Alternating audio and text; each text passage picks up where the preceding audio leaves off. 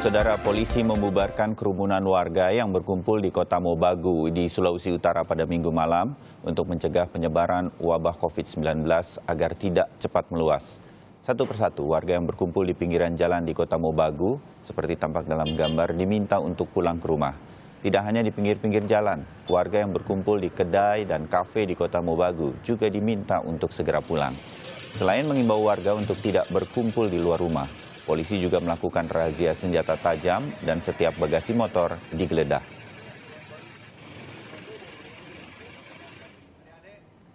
Di kota besar seperti Jakarta, polisi juga menggelar sosialisasi untuk menjaga jarak atau social distancing di kawasan wisata kuliner di Blok M, Jakarta Selatan. Satu persatu, para pengunjung yang masih berkumpul di kawasan kuliner ini dihimbau untuk pulang ke rumah. Tidak hanya warga yang masih berkumpul di kedai makanan, warga yang berkumpul di pinggir-pinggir jalan juga dihimbau untuk segera pulang ke rumah. Langkah antisipasi penyebaran wabah COVID-19 ini diambil pemerintah Kota Jakarta Selatan karena diketahui sampai saat ini wilayah Jakarta Selatan masuk dalam zona merah penyebaran COVID-19.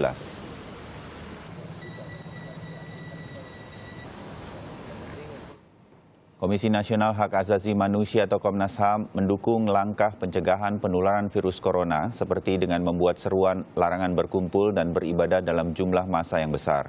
Ketua Komnas HAM, Ahmad Taufan Damanik, seperti dikutip dari tribunnews.com mengatakan, pembatasan aktivitas masyarakat bukanlah pelanggaran HAM, selama tujuannya adalah untuk kesehatan dan keselamatan publik yang lebih luas. Taufan bahkan mengusulkan agar pemerintah bisa memberikan sanksi yang lebih tegas jika ada masyarakat yang masih mengabaikan himbauan tersebut. Sama ini kampanye dan himbauan untuk mengurangi aktivitas di luar rumah dan lebih banyak berada di rumah, stay at home, begitu menggema untuk mencegah penyebaran cepatnya virus corona terus diserukan dari berbagai pihak. Seperti diketahui sebelumnya, sejumlah acara yang mengumpulkan banyak orang ada yang tetap dilakukan di tengah upaya pemerintah mencegah penyebaran corona. Lalu, apakah kemudian sanksi bagi warga yang tidak patuh terhadap himbauan ini padahal adalah untuk kemaslahatan orang banyak? Kami segera membahasnya. Di studio hadir Komisioner Komnas HAM Hoirul Anam serta tenaga ahli utama Kantor Staf Presiden atau KSP Doni Gahral Adian. Dan kami juga mengajak Anda pada waktunya nanti untuk berpartisipasi interaktif di dialog ini di 021-5366-0500. Mungkin Anda punya cara bagaimana agar semua masyarakat kita mengerti pentingnya social distancing untuk mencegah cepatnya penyebaran virus corona COVID-19. Mas Hoirul, ya. Mas Doni, terima kasih waktunya. Terima kasih, Mas Wahyu. Mas Doni, jangan bosan-bosan. Ya. Kita selalu ingin menghimbau masyarakat untuk mengerti seperti harian Kompas hari ini, menyatakan kedisiplinan warga. Ini paling krusial untuk mencegah, saya ulangi lagi nih, mencegah cepatnya penyebaran virus corona. Mencegah cepatnya ini adalah penting untuk kita kemudian mengantisipasinya di rumah sakit nanti. Rumah sakit kita bisa siapkan sebanyak mungkin, itu tidak akan mampu. Karena cepatnya penyebaran kalau tidak diredam atau segera menjadi lambat. Komnas HAM kemarin ketemu dengan Pak Doni Monardo, dengan gugus tugas penanganan COVID-19. Apa hasilnya hari Sabtu, Mas Hoirul?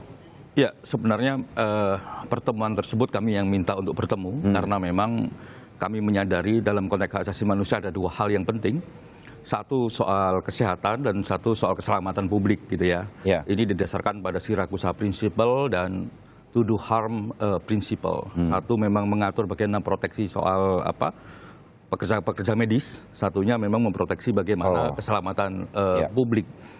Nah, dalam konteks itu memang kami di Komnas HAM menyarankan memang harus ada satu kebijakan yang menyeluruh, komprehensif dan tegas gitu. Karena memang kalau kita ngomong di peraturan nasional, misalkan di undang-undang kita soal penanggulangan bencana misalnya, prinsip bekerjanya dalam pasal 6-nya misalnya nomor 1 kemanusiaan.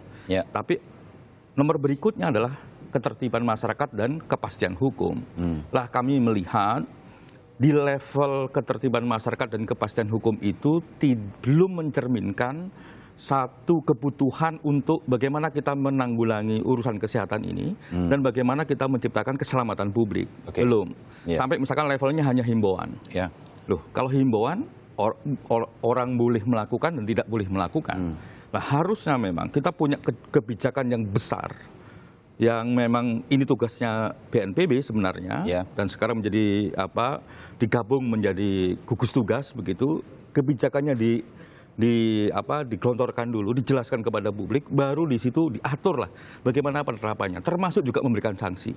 Sanksi yang mulai paling tinggi sampai sanksi yang paling ringan. Misalnya yang paling ringan misalnya, ini saya anggap sanksi paling ringan misalnya kalau dalam level tertentu, dalam kondisi tertentu, dan memang di satu daerah kondisinya sudah nggak boleh orang bergerak. Kalau sampai ada misalkan kafe, tempat-tempat hiburan masih membuka diri, bisa dievaluasi izinnya misalnya begitu. Itu memungkinkan sanksi seperti itu. Atau di sisi sosial misalkan bagi orang-orang yang masih saja nggak tertib, tidak bisa menunjukkan bahwa dia mobilisasi diri misalnya dalam kondisi situasi yang memang sangat krusial, dia tetap keluar rumah dan sebagainya, dia bisa dikasih sanksi. Sanksi paling ringan misalnya kerja sosial aja misalnya, daripada dia luntang-lantung nggak ada pekerjaannya, jadi relawan.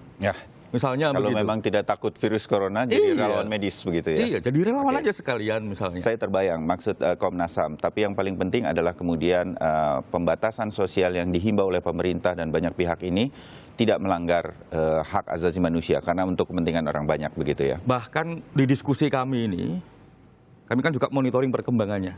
Kalau sampai tidak mengambil tindakan-tindakan yang signifikan dalam konteks menanggulangi kesehatan, terus menanggulangi keselamatan publik, kami bisa menyatakan bahwa memang pemerintah melanggar hak asasi manusia untuk menjamin itu. Karena kalau tidak mengambil misalnya pengaturan soal transportasi, pengaturan soal mobilisasi, sampai level ya kalau urusan kesehatannya sendiri sudah mulai terbuka ya. Nah, kalau itu tidak diambil, kami bisa menyatakan diri, kami sudah bisa terjadi pelanggaran HAM karena tidak melindungi kesehatan publik itu. Gitu. Baik, kita tangkap maksudnya. Mas Doni, saya yakin gugus tugas dalam hal ini pemerintah, Pak Presiden, KSP mendengar bahwa beberapa hari terakhir ini memang ini mengatur warga masyarakat Indonesia ini nggak mudah begitu. Tetapi apa yang kemudian terpikirkan, himbauan saja nih sudah tidak cukup. Apa yang kemudian bisa dilakukan, termasuk usulan dari Komnas HAM hari ini? Ya, jadi memang pertama kunci kedisiplinan. Kedisiplinan itu memang butuh penegakan hukum, itu penting. Nah, gugus tugas pusat itu kan sebenarnya juga diturunkan dalam gugus tugas daerah, di mana ketua gugus tugas daerah itulah gubernur. Gubernur itu punya dua tangan, punya Pangdam dan punya Kapolda. Jadi sebenarnya menurut aturan yang ditetapkan oleh Kepres, gugus tugas daerah itu memang punya kewenangan juga untuk penegakan hukum, gitu. Nah, tinggal bagaimana diimplementasikan itu tergantung daerahnya. Ya. Kalau Jakarta emang disebut sebagai epicentrum, maka emang harus tegas. Ya, seperti kemarin malam saya kira di Blok M itu sudah ada pembubaran yang berkumpul di kafe. Yang kita tadi saksikan di Mobagu, di Sulawesi dan juga di Jakarta sudah diminta himbauannya sudah mulai turun. Kira-kira ini harus terus terjadi begitu ya? Betul. Dan tadi yang disarankan dari Komnas HAM ya, bila mana memang diperlukan law enforcement lebih yang tegas begitu, ya kita lihat eskalasinya ya, karena memang di sini sekarang ya himbauan saja memang pertama membutuhkan respon dari masyarakat yang memang disiplin gitu. Ya kalau dihimbau disiplin, tidak mobilisasi, tidak berkerumun, ya itu dilakukan ya. Nah, kalau memang dirasakan memang perlu ada penegakan hukum, yaitu nanti diserahkan kepada kepala daerah ya, bersama dengan jajaran Pangdam dan Kapolda gitu. Itu bagaimana prosesnya nanti seperti apa. Nah, cuman sekarang memang kebijakan pemerintah pusat itu tetap ya social physical distancing. Artinya adalah tidak ada lockdown ya. Dan menghimbau masyarakat untuk ya tadi ya tidak berdekatan, tidak bersentuhan dan lain sebagainya itu ya, protokol-protokol itu.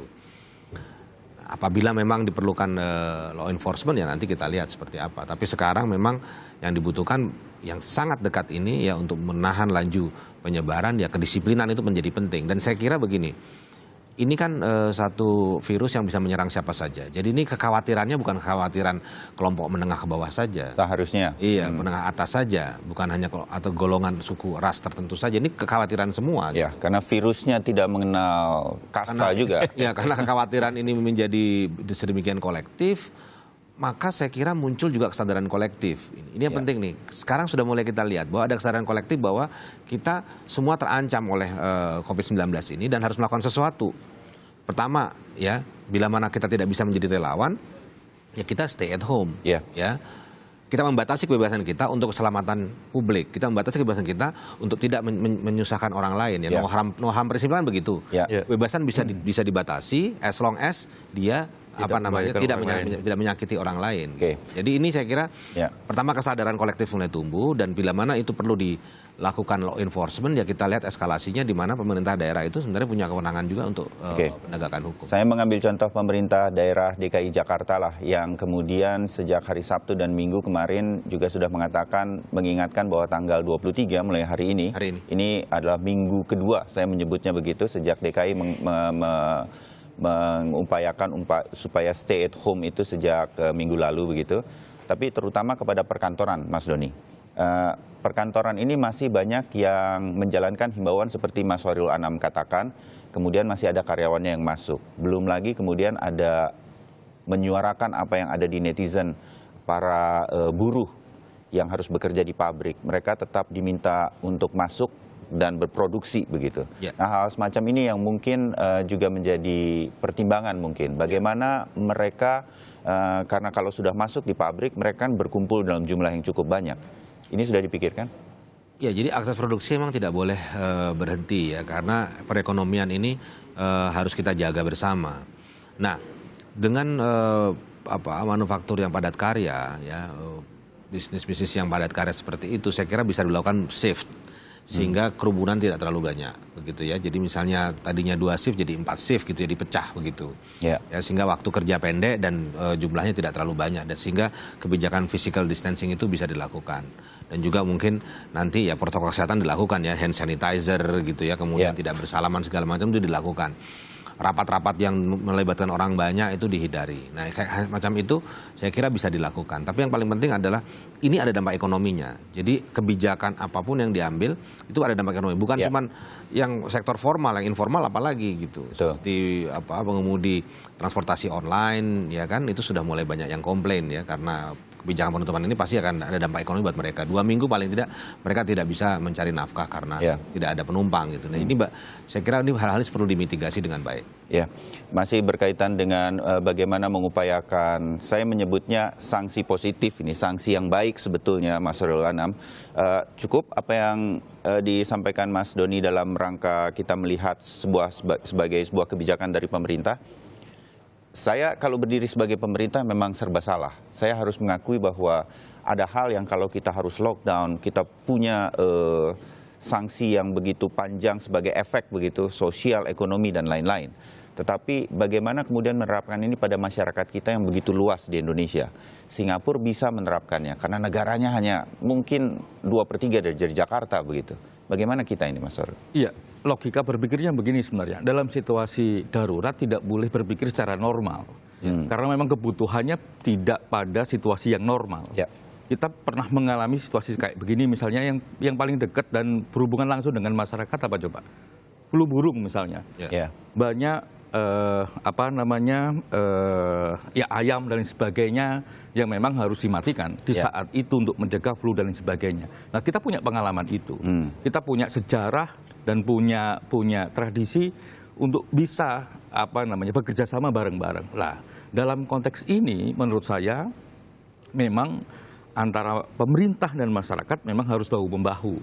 Lah, di level pemerintah memang dibutuhkan satu konsolidasi yang satu warna, nggak boleh banyak warna. Misalnya kayak sekarang ini, misalnya mau tes rapid tes massal. Saya baca di media di Bekasi oke di stadion, tapi di Kabupaten Bogor di tempat saya, di dekat rumah saya nggak mau di stadion misalnya.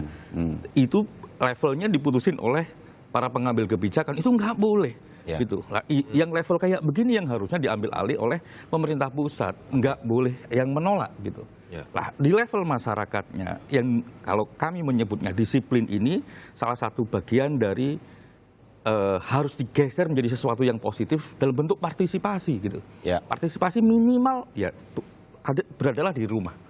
Atau kalau dalam konteks menyukseskan misalnya ya, kalau nggak mau disebut lockdown tapi ada beberapa kondisi darurat yang memang harus diambil misalnya, sehingga pekerja-pekerja khususnya buruh lepas Ya. atau pekerja lepas harian yang nggak punya gaji dan sebagainya, ayo solidaritas misalnya.